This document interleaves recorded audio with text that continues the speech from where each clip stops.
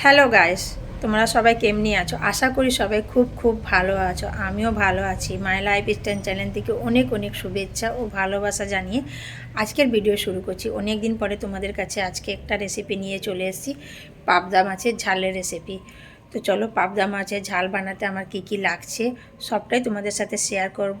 আর কীভাবে বানাচ্ছি তা জানার জন্য আমার পুরো ভিডিওটা দেখো আর আমার পাশে থেকো। তো চলো।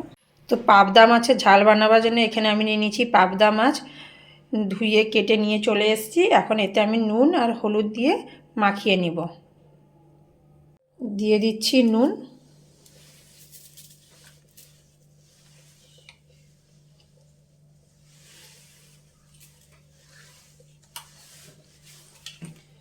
দিয়ে দিব হলুদ গুঁড়ো।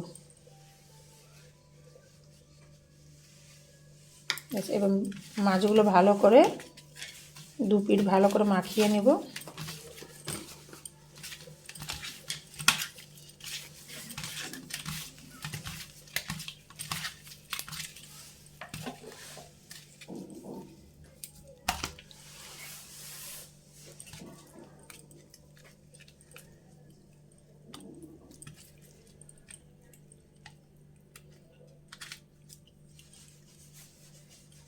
আর দিয়ে দেবো এতে অল্প একটু সরষের তেল, যাতে ভাজার সময় মাছগুলি না ফাটে।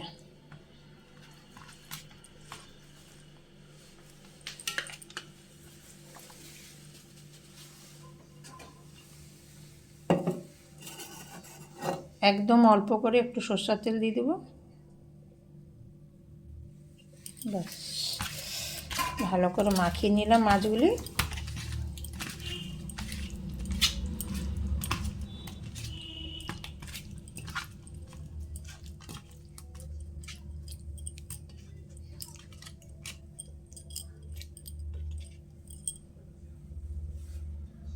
এইদিকে গ্যাস জ্বালিয়ে গ্যাসে কড়াই বসিয়ে দিয়েছি আর এতে দিয়ে দিয়েছি সর্ষের তেল। তেলটাও ভালোভাবে গরম হয়ে এসছে। এবার মাছগুলো একে একে ভেজে তুলে নিব।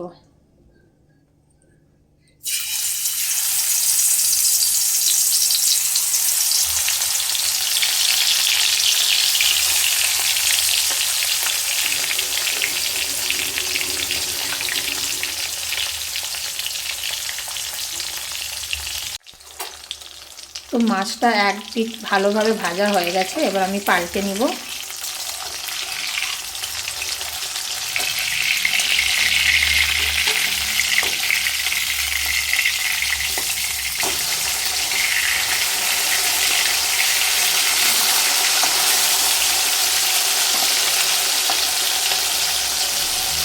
আরেক দিকটা ভাজা হতে হতে আমি কিছুগুলো মশলা রেডি করে নিব ঝাল বানাবার জন্য।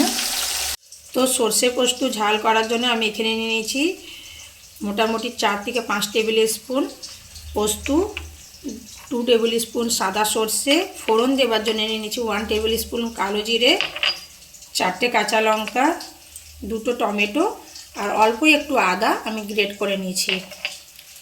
তো কিছুক্ষণ আমি সর্ষে পোস্তটাকে একটু ভিজিয়ে রাখবো, তারপরে পেস্ট করে নেব।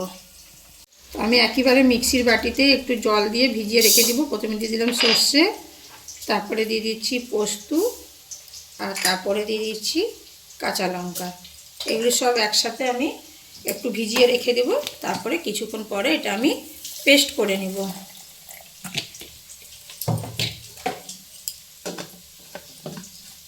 তো মাছটা ভালোভাবে ভাজা হয়ে গেছে, এবার মাছগুলো তুলে নেব।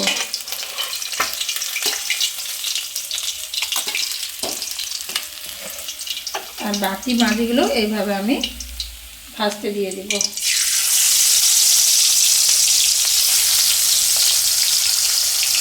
4 থেকে 5 মিনিট সর্ষে পোস্ত ভিজিয়ে রাখার পরে এখন আমি এটা পেস্ট করে নিচ্ছি।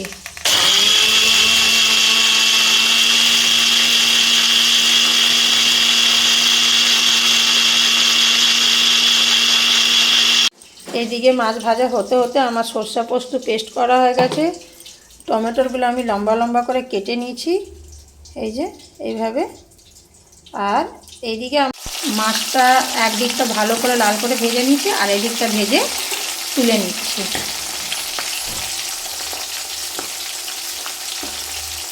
তো মাছটা আরেক পিঠটাও ভালোভাবে ভাজা হয়ে গেছে। আর এবার আমি মাছটা তুলে নেব।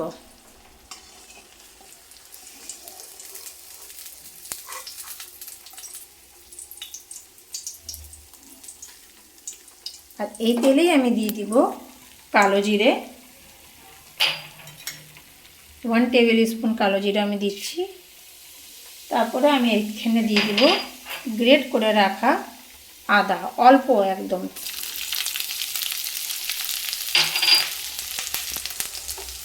তারপরে এটা একটু আমি নাড়াচাড়া করে নেব ভালো করে।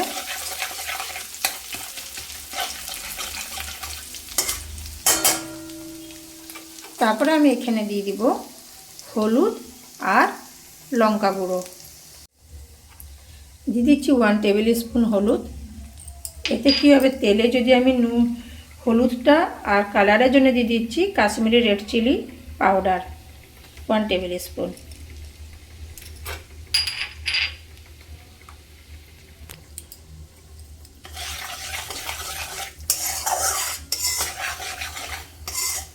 তারপরে এতে আমি দিয়ে দিব কুচিয়ে রাখা টমেটো।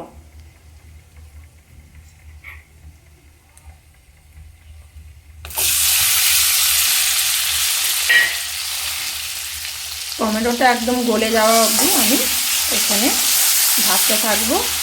আর আমি এখনই এতে আন্দাজ অনুসারে নুন দিয়ে দিব, যাতে টমেটোগুলো ভালোভাবে গলে যায় তাড়াতাড়ি। চাইলে তোমরা পেস্ট করেও টমেটোটা দিতে পারো। দিয়ে দিচ্ছি আন্দাজ অনুসারে নুন। নুনটা সবাই যে যার আন্দাজ অনুসারে দিবে।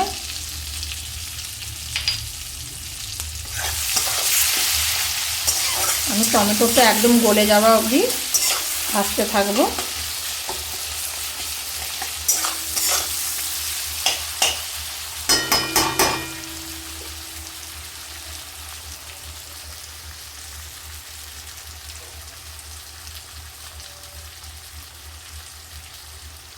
দেখতেই পাচ্ছ টমেটোগুলো একদম ভালোভাবে গলে গেছে, আর টমেটোর থেকে কাঁচা গন্ধটাও একদম চলে গেছে।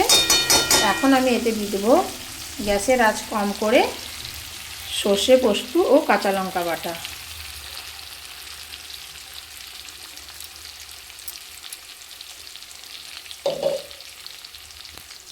সর্ষে পোস্তটা ভাজার সময় গ্যাসের আঁচটা আমাকে একদম কম রাখতে হবে।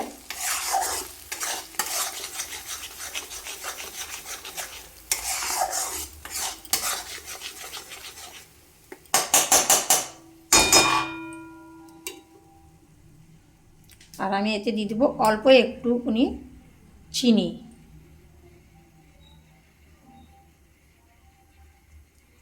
তো দিয়ে দিচ্ছি একদম অল্প করে একটু চিনি।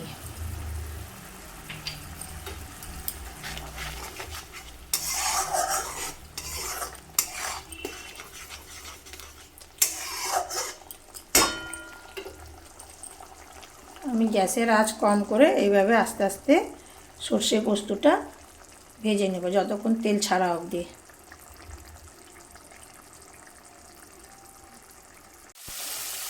তো দেখতেই পাচ্ছ সাইডে সাইডে তেল ছেড়ে এসছে আর সর্ষে পোস্ত ভালোভাবে ভাজা হয়ে গেছে। এখন আমি এখানে দিয়ে দেব পরিমাণ অনুযায়ী জল।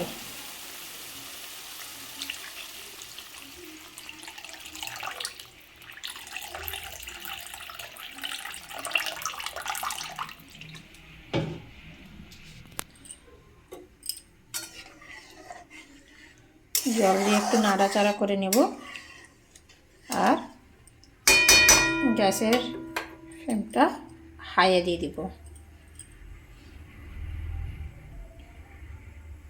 ঝোলটা ফুটে উঠলে দিয়ে দেব ভাজা মাছগুলো।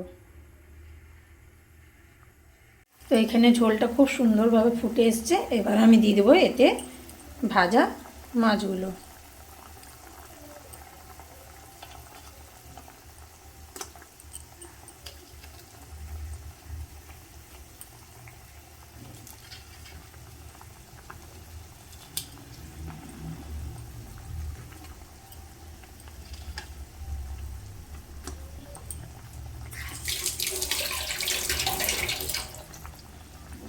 মাছগুলো দিয়ে একদম হালকা হাতে নাড়াচাড়া করতে হবে, না তো মাছগুলো ভেঙে যাবার ভয় থাকবে।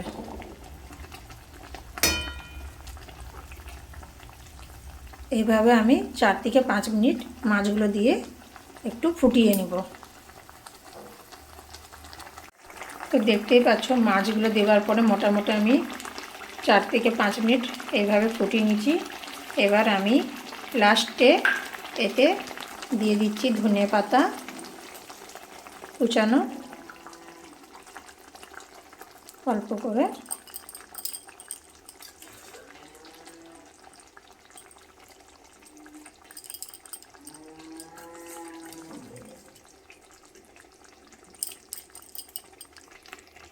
আর দিয়ে দিচ্ছি 2টো কাঁচা লঙ্কা চেরা।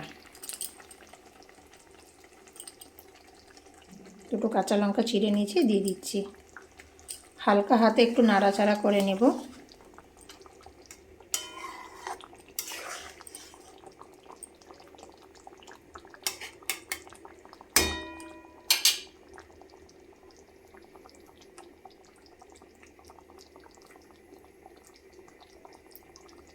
এবার আমি মাছগুলো অন্য একটা পাত্রে ঢেলে নিচ্ছি।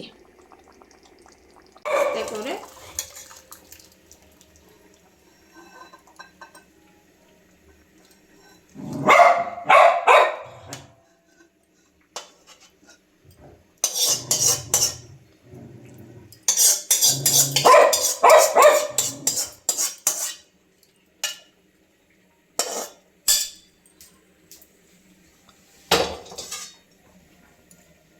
তো এই যে পাবদা মাছের ঝাল পুরোপুরিভাবে রেডি। আমি বাড়িতে কিভাবে করে থাকি পাবদা মাছের ঝাল তোমাদের সাথে শেয়ার করলাম। যদি ভিডিও ভালো লেগে থাকে তো লাইক কমেন্ট শেয়ার করতে ভুলবে না। যারা আমার চ্যানেলে নতুন তারা নিশ্চয়ই একটা সাবস্ক্রাইব করবে। আসছি আবার নতুন ভিডিও নিয়ে। সবাই ভালো থেকো, সুস্থ থেকো, এইভাবেই পাশে থেকো।